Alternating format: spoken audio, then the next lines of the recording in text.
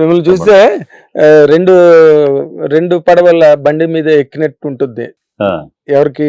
హోస్ట్‌కే, ఆ, జర్నలిస్ట్‌కి. ఎందుకంటే ఇవతల మీరు రాజకీయాల్లోని మంచి పరిణితి సాధించి ఆ! ఇప్పుడు ముందు వెనక సినిమాలు. ముందు వెనకలు చూసుకొని ముందుకెళ్తుంటారు మీరు. అవును, అలాగే ఇవతల సినిమాలు. అవునండి. సినిమా తర్వాత సినిమా అసలు మీరు ప్రారంభించిన దగ్గర నుంచి ఎక్కడా కూడా ఖాళీ లేకుండా వెళ్తున్నారు లేదు, ముందుకి. బ్రేక్ లేదండి. బ్రేక్ లేదు. నేను అబ్జర్వ్ చేస్తున్నా ఆ, కదా. అసలు బిగినింగ్ ఖడ్గన్ సినిమా అంతకుముందు మీరు చాలా చేశారు చేశాను. సినిమాలు.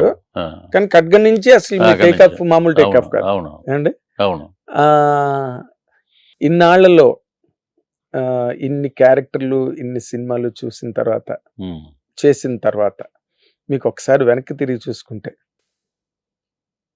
నేను ఇది చేయలేకపోయాను, లేదా ఇది చేసుంటే బాగుండేది, ఇంకా ఉమ్. బాగుండేది, అరే మనకు ఆ అవకాశం రాలేదు అన్నవి సహజమైన ఆలోచనలు అవునండి. ఏ మనిషికైనా.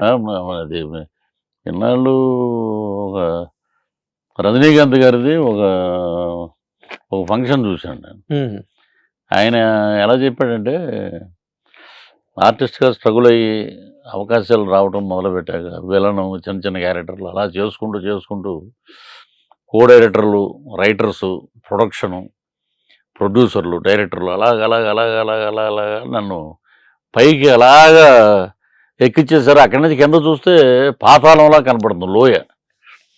ఎక్కడ మనం అంటే ఇంత హైప్కి మనం వచ్చామా, నిజంగా ఇంతమంది కృషి, ఇంతమంది మన వెనకాల సపోర్టు, అక్కడికి వచ్చేసాం. ఇంకా పైకి వెళ్దామంటే రూఫ్ తగులుతుంది. ఆయన హీరోల గురించి చెప్పాడండి అది. రూఫ్ తగులుతుంది, కింద నుంచి కొత్త వాళ్ళు వచ్చేస్తున్నారు హీరోలు. మనం పట్టుకుని పైకి ఎక్కిచ్చేశారు. ఆ పైనే ఉండాలి మనం, మన పట్టు వదలకుండా. ఏది పడితే చేసేసి అహంకారంలోకి వెళ్ళిపోతే అది అలా జారుతూ ఉంటుంది. జారి వీడు వెళ్ళిపోతుంటాడు పైకి. మనలో ఒక ఈర్షా భావాలు అన్నీ వస్తాయి. అవును. వాటిని అన్నిటినీ పక్కన పెట్టాలంటే ఒక roof we achieved top. Sai Kumar గారు కూడా ఒక ఇంటర్వ్యూలో చెప్పాడు, కలామ తల్లి అందరినీ చేతులు పెట్టుకుని నడిపిస్తే రజనీకాంత్ గారిని సంకలో వేసుకుని తీసుకెళ్ళిందండి. ఆ సంకలోంచి ఆయన దిగడు దిగుడు. అంటే ఎంత గొప్ప మాట అండి. చాలా గొప్ప మాట. అలాంటి ఆయన ఆయన లైఫే ఒక పుస్తకం, ఆయన లైఫే ఒక జర్నీ. అలాగే చిరంజీవి గారి లైఫే ఒక జర్నీ మా అందరికీ. అంతే. మేము వచ్చినప్పుడు అంతా నేను చాలామంది ఏదో చెప్తాలే భయ్యా వచ్చాక వాళ్ళందరితోటి పరిచయం అయిపోయాక కాదండి. విజయ టాకీస్లో మాకు ప్రభాత టాకీస్, విజయ టాకీస్, రేలంగి చిత్రమందిరం ఉండేది తాడేపల్లిగూడెం. తాడేపల్లిగూడెంలో మాకు స్టిల్స్ తీసే రాజు గారు అని ఒక ఆయన ఉండేవారు. ఆయన కృష్ణరాజు గారికి వీళ్ళందరికీ స్టిల్స్ తీసేవాడు. ఓకే. అద్భుతమైన ఫోటోగ్రాఫర్ అండి. రాజుగారి ఫోటో స్టూడియో అని పెద్దది విజయ టాకీస్ పక్కనే పెద్ద బిల్డింగ్లకి ఫొటోస్ ఉండేయమాట. ఆ సంతకు వచ్చిన ప్రతి ఒక్కళ్ళు దాంట్లో నేను ఒకడిని. ఆ సంతలో అలాగా రావటం, కాయగూరలు కొనుక్కురండి రా అనేవారు అనమాట. అవును. కొనుక్కురండి అంటే వెళ్ళిపోయి సైకిల్ పక్కన పడేసి తర్వాత వెళ్తామని రాజుగారు వస్తారు చూద్దామని. ఆయన సినిమా యాక్టర్లా ఉండేవాడు అప్పట్లో. కారు గేరు ఇక్కడ దాకా దుల్పాలు గెలపాలు చాలా అద్భుతంగా మంచి కమలాసన్ టైప్ లో ఉండేవాడు ఆయన. ఓకే. ఆయనతో ఫోటో తీయించుకోవాలి. ఊర్లో వాళ్ళు కూడా పెళ్లికి వెళ్ళాలంటే ఆయనతో ఫోటో తీయించుకోవాలి. ఫంక్షన్కి వెళ్ళాలంటే ఒక ఫోటో. మన రామలక్ష్మణులు అని ఇద్దరు ఉండేవారు చూడండి, బ్రదర్స్, అల్లంపురం బ్రదర్స్ అంటారు. అవును. పోలీస్ బ్రదర్స్ లో చేశారు. అవును. వాళ్ళకి ఆయన తీసిన ఫోటోలే, వాళ్ళంతా చుట్టాలే. ఓకే. ఆ ఫోటోలతోటే వాళ్ళిద్దరు విలన్స్ అయిపోయారు. అవును. అలాగే రాజుగారిని నిదానంగా సార్ నమస్తే అండి అంటే అలాగా పరిచయం అయ్యి రోజు ఏదో ఖాళీ ఉన్నప్పుడు ఆయన దగ్గరికి వెళ్ళటం. మా అందరికీ ఆయన ఒక గాడ్ ఫాదర్ లాగా. అలాగంటే తాడేపల్లిగూడెంలో పున్నమ్మ నాగు రిలీజ్ అయింది. మేము ఇప్పుడు 9th స్టాండర్డ్ అండి, ninth almost next 10th. Punnamma Nagu cinema అంతా ఈయన ఏమంటే మేము అప్పుడే ఉండేది ఎటకారా అక్కడ, అంటే ఈస్ట్ వెస్టే కదండి. అవును. ఆయన అరే విజయ టాకీస్లో మన స్టూడియోకి వచ్చాడు అంతా రాజుగారి సినిమా రిలీజ్ అవుతుంది. రాజుగారి సినిమా రిలీజే కానీ చిరంజీవి గారి సినిమా ఆయన అనలా. పున్నమ్మ నాగులో ఆయన ఒక ప్రత్యేకమైన క్యారెక్టర్ దాంట్లో. ఓకే. సరే అని వెళ్ళాము. నరసింహరాజు గారు హీరో. ఆయనకు ఒక కటౌట్ పెట్టేసి, అప్పుడు ఈ ఫ్లెక్సీలు లేవండి, పెయింట్ తోటి రాసేవారు. నరసింహరాజు గారు వస్తున్నారు థియేటర్కి ఉమ్, అని ఆ టేపు బ్యానర్స్ విజయ టైగర్స్లో మధ్యలో ఇంటర్వెల్లో వస్తాడు అంటున్నారు ఆయన ఫస్ట్ షోకి. రాగానే చిరంజీవి గారు ఆ, పాము ఈ టైప్లో ఆయన యాక్షను పున్నం రాత్రి అంటే మేమందరం బ్యాచ్ కొబ్బరితోట బ్యాచ్ ఉమ్, ఇన్క్లూడింగ్ అప్పుడు కృష్ణవంశీ గారు ఉన్నారో లేదో తెలియదు మా బ్యాచ్లో. ఉమ్, అందరూ మొత్తం క్రికెట్ టీం బ్యాచ్ అని ఉండేది. ఓకే. వీళ్ళలో గోల గోల. ఫస్ట్ అడ్మైరర్ ఆఫ్ చిరంజీవి గారు అంటే నేను గర్వంగా చెప్పుకోగలను పున్నమ్మ నాకు. పున్నం నాక్ టైం. బా ఏం చేశాడంటే ఆయన రాజు గారు నేను రేపు నుంచి నీకు ఫోటోలు తీయటం మానేస్తాను నేను. ఇదేంటండి అప్పట్లోనే ఉండేది. ఎంత ఎంత పార్షియాలిటీ ఏంటంటే మీరు నరసింహరాజు గారు హీరో అని ఓకే, బట్ ఎవరు బాగా చేస్తారో వాళ్ళకి ఓటు వేయాలండి అని. ఉమ్, ఆయన వచ్చాడు, ఆయన వస్తే ఆయన తోటి అందరూ ఫోటోలు దిగారు. మా రాజా అని ఉండేవాడు, చనిపోయాడు. రాజా అని ఒక యాక్టర్ అండి. అవును, ఆయన అంకితం నీకే అంకితం ఇదే పాట. నా అవును. మొదటి ప్రేమ లేక Yes, yes. ఆయన మాతో పాటు క్రికెట్ ఉమ్, మా టీంలో అప్పుడు ఆయన 10వ తరగతి. ఉమ్, ఆయన మీకు కూడా సీనియర్ 1 year. ఆ, ఉమ్, బా ఎంత అద్భుతం చేశాడు పృథ్వీ. ఉమ్, ఆయన పాము క్యారెక్టర్ అసలు నిజంగా మనం ఇంటికి వెళ్ళినా కూడా భయం వేసేటట్టు ఉంది. ఉమ్, అలాగా చిరంజీవి గారు నన్ను అభిమానించి అక్కడి నుంచి ఆయన ఏ సినిమాలు వచ్చిన ఇంటి గుట్టు, మొగుడు కావాలి, బా మా ఓడు సూపర్ అంటే ఏదో మాట్లాడుతున్నాడు అంటారు. ఆయనలో ఉన్న స్పార్క్ మీకు తెలియదురా నాయన అని అనుకునేవాళ్ళం ఇంటర్మీడియట్. అసలు మొగుడు కావాలో ఆ?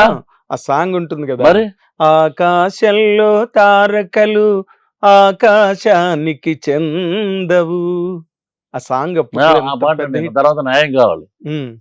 ఈయనన్నీ అలాగే వస్తా రాణికాసుల రంగమ్మ ఇవన్నీ వచ్చాక మా వాడు కొడతాడు ఎప్పుడో వెళ్ళిపోయింది ఎక్కడికో. తర్వాత ఇంట్లో రామ వీధుల కృష్ణయ్య ఇంకేంటి బంపరు.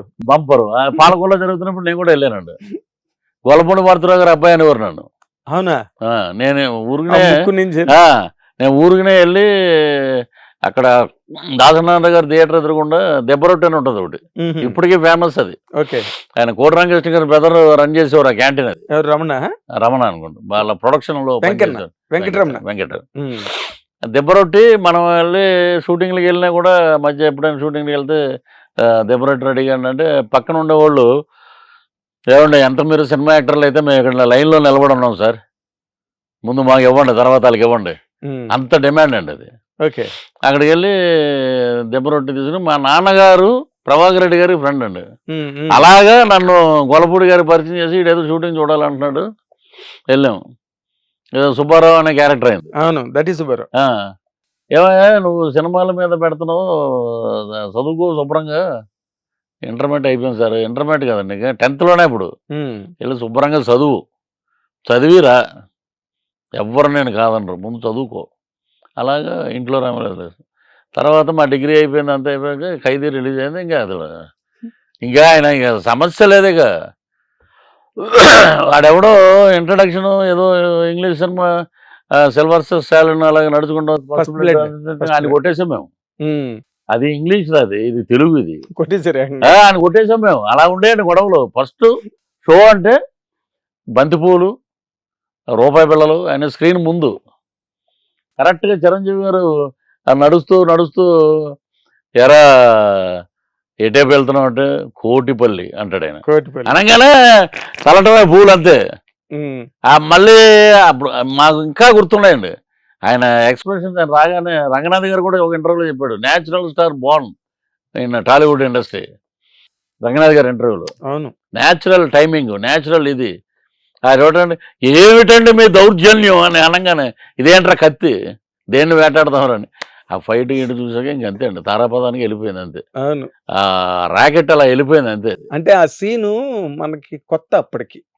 ఇది చిరంజీవి గారు సైలెంట్ గా వెళ్ళిపోతున్న జీప్ మళ్ళీ వెనక్కి వచ్చి ఆపడం, ఆ హీరో నల్ల క్లాత్ చిరంజీవి గారు వేసుకుని ఆ నడవడం, అన్ని కొత్త ఇంట్రడక్షన్. అవును, ఆ కొత్త ఇంట్రడక్షన్ చిరంజీవి గారు అసలు ఆ నెక్స్ట్ పిక్చర్ అంతా రగులుతోంది మొగలిపోదే పాట, ఆ ఫైట్లు కానీ సినిమా పిచ్చెక్కి పెరిచాను. అవునండి.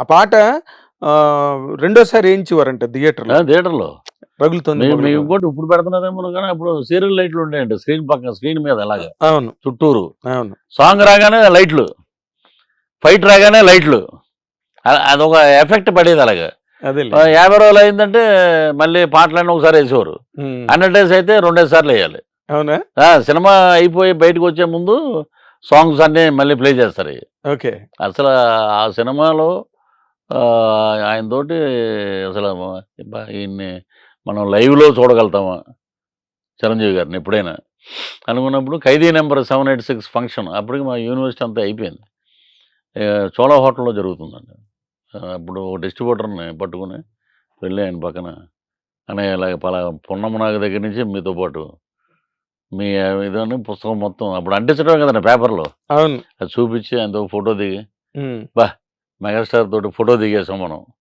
అలాగా ట్రావెల్ అయ్యి ఆయన్ని చూసి నిన్న రాత్రి ఆయన చూసేటప్పటికి యంగ్ హీరోలు ఆయన పక్కకి ఎక్కడ ఉన్నారబ్బా ఈయన ఇంత స్లిమ్ అయిపోయాడు ఈయన ఎంత హ్యాండ్సమ్ ఎంత హ్యాండ్సమ్గా ఉన్నాడు ఈయన మళ్ళీ ఖైదీ చిరంజీవి గారిని చూస్తున్నట్టుంది అవును సో డెడికేషన్ హార్డ్ వర్క్ లేకపోతే ఎవరు ఆ స్థానాన్ని సాధించలేరు అనేదానికి ఎప్పటికీ నిదర్శనం ఒక గిన్నీస్ బుక్ అలా చరిత్రలో ఉండిపోద్దంటే చిరంజీవి గారు చిరంజీవి గారు అందుకే గిన్నిస్ బుక్ వాళ్ళు అవార్డు ఇచ్చిన తర్వాత వాళ్ళు నార్మల్ గా వాళ్ళ బ్లాగ్ లో ఎవరి గురించి రాయరు వాళ్ళు గిన్నిస్ బుక్ అవార్డు ఇచ్చేసిన తర్వాత అంతే అవార్డు అయిపోయింది క్లోజ్ అక్కడికి బట్ వాళ్ళ బ్లాగ్ లో చిరంజీవి గారి గురించి రాశారు గిన్నిస్ బుక్ అంటే అదేదో డాన్స్లు నెంబర్ ఆఫ్ డాన్స్లు నెంబర్ ఆఫ్ స్టెప్స్ ఇవన్నిటికి వాళ్ళు చేసిన సెలెక్ట్ చేసిన మళ్ళీ ఆయన చేసే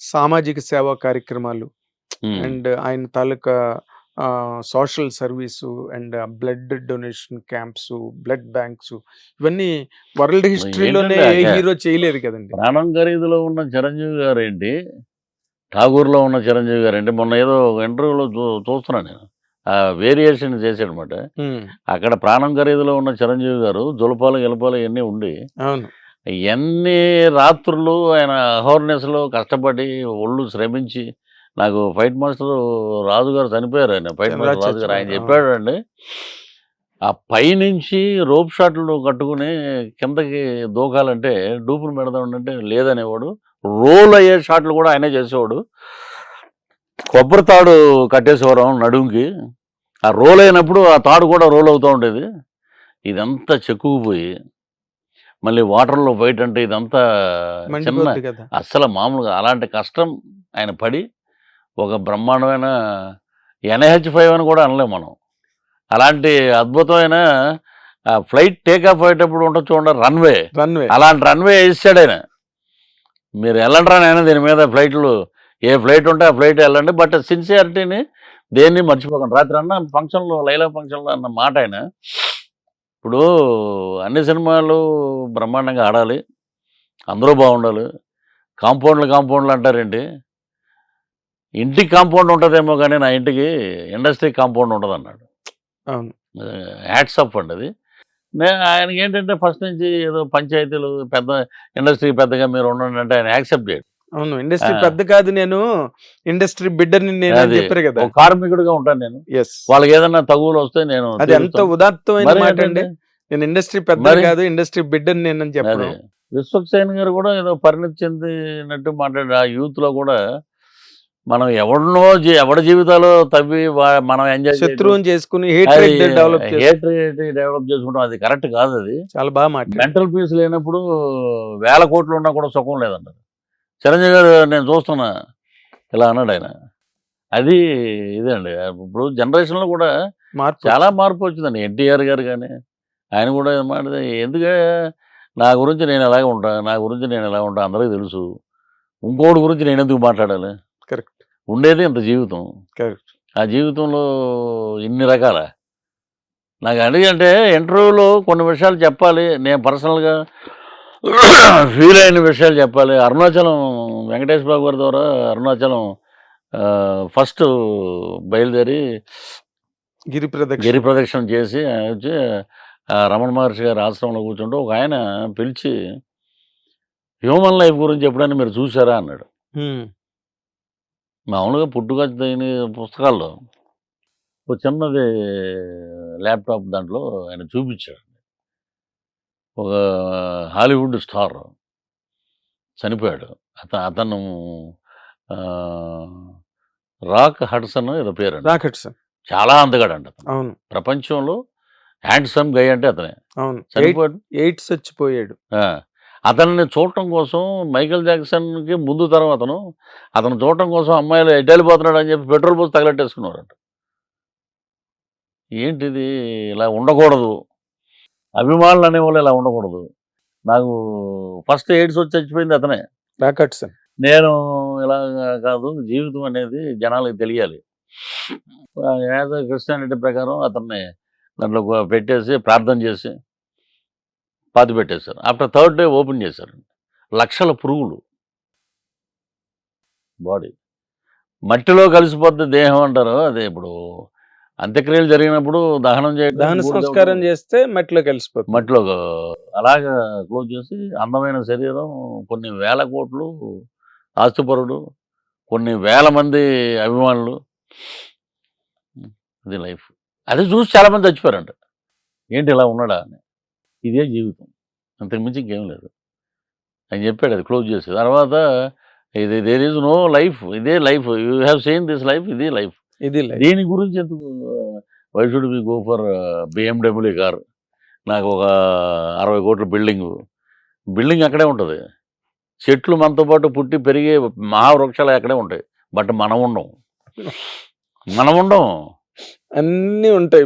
అన్నీ ఉంటాయి. మనం అది భరణి గారు పాడారు. అది ఇల్లు అంటావు అని నువ్వు తాపత్రయపడతావు, ఆ ఇల్లు ఉండదు, ఇక్కడ తీసుకొచ్చి ఇక్కడ దీని లోపలికి వెళ్ళిపోద్ది. హిట్ టీవీ యాప్, ఇందులో short news, live news, entertainment shows, movies, digital magazines తో పాటు మీ జిల్లా వార్తలను కూడా ఫ్రీగా చూడొచ్చు.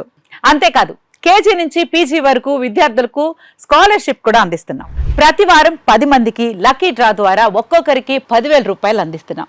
ఇంకెందుకు ఆలస్యం, వెంటనే హిట్ టీవీ యాప్ ని డౌన్లోడ్ చేసుకుని ఫ్రీగా ఎంటర్టైన్మెంట్ పొందండి. Hit TV app. Hit TV app. Please download hit TV app. Hit TV యాప్ని ఫ్రీగా డౌన్లోడ్ చేసుకొని ఎంజాయ్ చేయండి. మీకు నచ్చిన ఎంటర్టైన్మెంట్ కోసం హిట్ టీవీ యాప్ ని ఫ్రీగా డౌన్లోడ్ చేసుకొని ఎంజాయ్ చేయండి. హిట్ టీవీ యాప్ని డౌన్లోడ్ చేసుకుని ఆస్వాదించండి, ఆశీర్వదించండి. ఇంతమంది సెలబ్రిటీలు హిట్ టీవీ యాప్ ని డౌన్లోడ్ చేసుకోండి అని చెప్తున్నారంటే ఎంత మంచి యాప్ ఆలోచించండి. అమెరికాలో చదవాలనుకునే వాళ్ళకి విశ్వసనీయమైన పేరు మన శౌర్య కన్సల్టెన్సీ. UK లో 1 year masters, UK లో 1 year masters, 2 years work permit up to 5 years visa. Contact Saurya Consultancy. Contact 89851 89851.